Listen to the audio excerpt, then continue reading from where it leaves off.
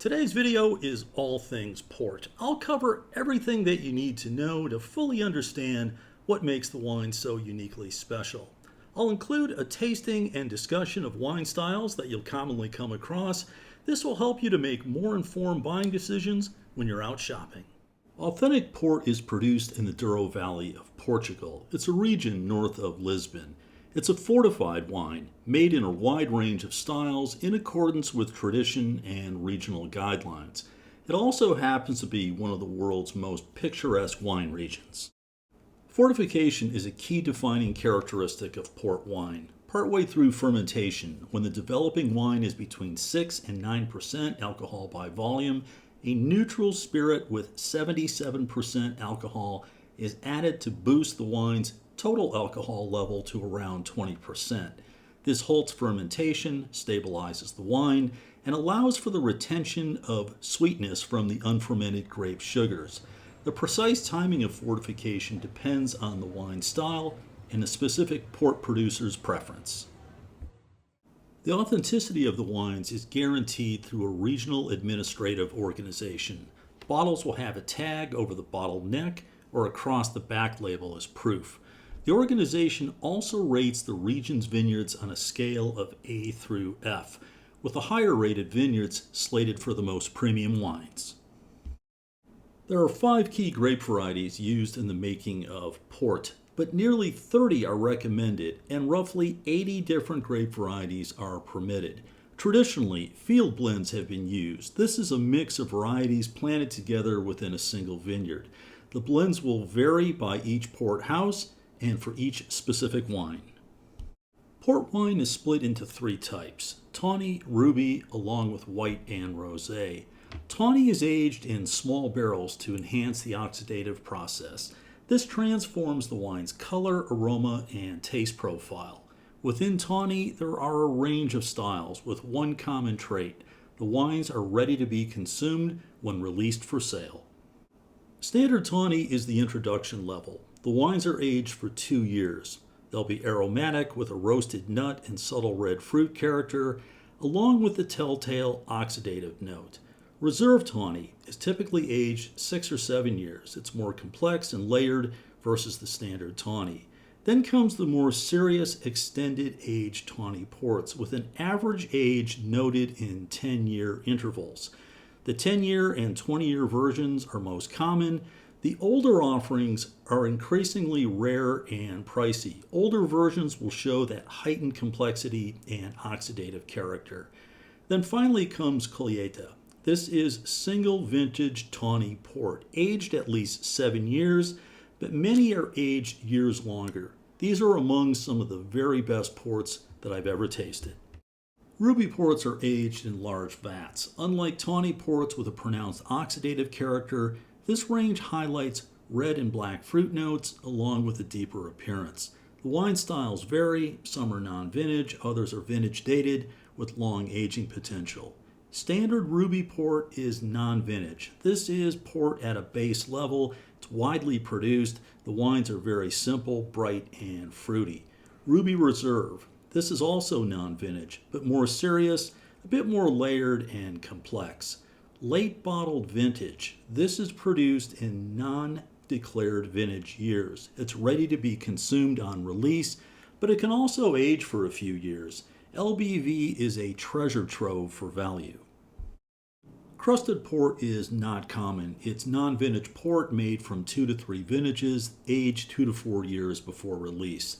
Single Quinta comes from a single estate, which is noted on the label. The wines are aged 2 to 3 years in vat, then typically bottled unfiltered. Think of it as the little brother to vintage port, and it's priced accordingly.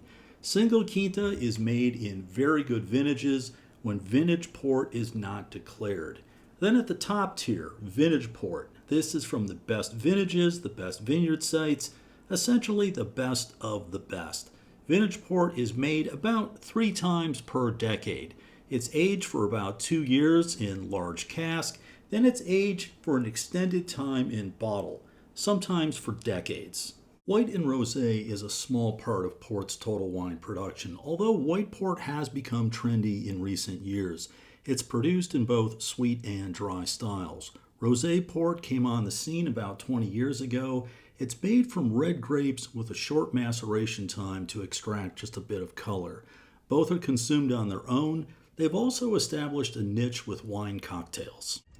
With the syrup for this one, because it's the less sweet, this one. The white, but this one is the super sweet. Yeah. It's better with this.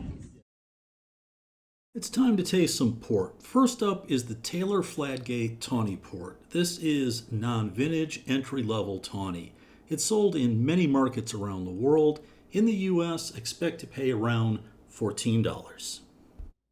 It has a typical tawny color at the edge of the glass with some faded red at the core.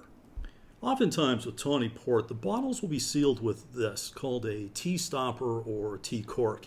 You don't need a corkscrew to open this, and it makes it very easy to reseal the bottles. As for Taylor Tawny, this is at the base level. For me, this has long been the benchmark standard for this style of wine.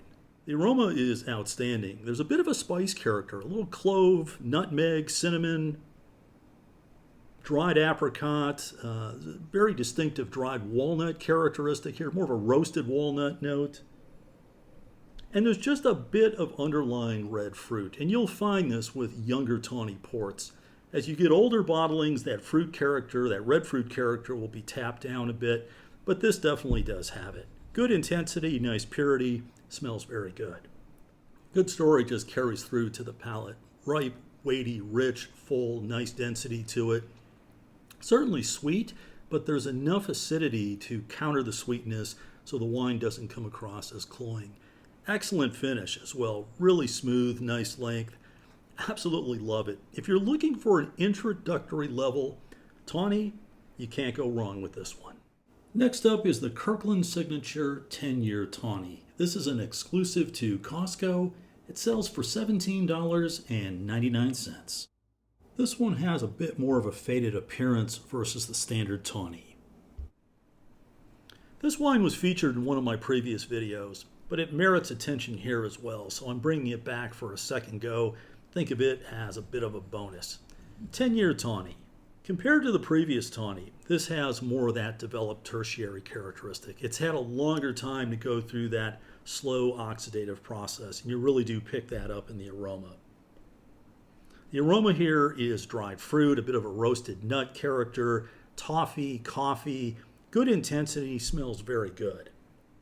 Ripe, weighty, full, good density, carries through to the back palate very well. Again, there's enough acidity here to counter the sweetness. While the sweetness is very evident, it's not cloying. I think the wine is put together really well from start to finish. If you happen to have a Costco nearby, this is definitely worth picking up. It's a seasonal item. It's only typically available in November and December, but it's very much worthwhile. Next up is the 2017 Graham's Late Bottled Vintage. This is available in many markets around the world. Expect to pay around $30. Deep dense core, purple-red color with the slightest fade. Here's another example, in this case a non-tawny port that uses the T-cork or T-stopper. Late bottled vintage, LBV. For me, this has long been the best value within the entire port range.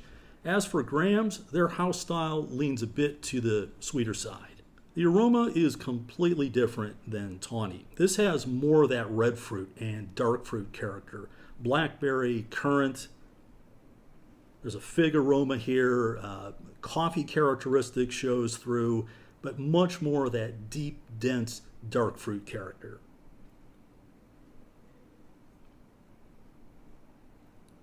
All of that carries through to the palate. Very full, weighty, rich, ripe, nice density to it. Very good length on the back palate, but there's a bit of tannins, a little bit of grippy tannins there. And this is very typical of what you'll find with late bottled vintage. The wines certainly do benefit from some aeration. This is an absolute stunner. And in terms of value for the money, this is just a spot-on winner. I absolutely love this wine. Next is the 1995 Smith Woodhouse Madelena Single Quinta Port. It's difficult to put a price on this one, estimated value of around $100. With old bottles of wine, the cork can be fragile. I use a special cork extractor called a Kerhand. If you're interested, check the description for the link. Even at 30 years old, the color density remains very good. This wine is from my own personal cellar. I've had it for about 25 years. I started out with 6 bottles. I think there's one left after this one. And it's fun to watch the wines develop over a long period of time.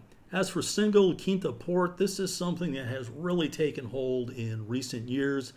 In my opinion, Smith Woodhouse Madelena is absolutely one of the best. In terms of the 95 vintage, it's a very good vintage, but it's overshadowed by 94, which was one of the best in several decades. As for the aroma, this wine has much more of that tertiary character. No surprise, we're looking at a bottle with 30 years age to it. It does have some red fruit character, but it's more of that coffee, fig. There's a dried orange rind character here. Also some spiciness. You do get a bit of that clove and cinnamon, nutmeg. Smells very good. It's really, there's a lot going on in this glass. On the palate, very weighty, ripe, full. Again, that tertiary characteristic is very much there. There's a bit of red fruit, but that's much more of an underlying characteristic. What is more evident is that spice component. Excellent length on the back palate, and at 30 years old, this wine is still holding together very well. You can look at a number of reference sources, and oftentimes they'll say that single Quinta ports maybe hold for 15 or 20 years. If you can choose the right one, it'll get much more mileage. This one is absolutely superb, and I'm glad that I still have one bottle left. On the right occasion, nothing beats a glass of port. As for me, I'll be enjoying the 1995. If you have any questions or comments, please post them down below. I do my very best to follow up on each and every one. Here's a couple of recent videos. One is I take you wine shopping for 4 bottles of wine for $100, and the other is a look at Pinot Noir from top end down to the bargain price. Please stop back again before too long. Cheers.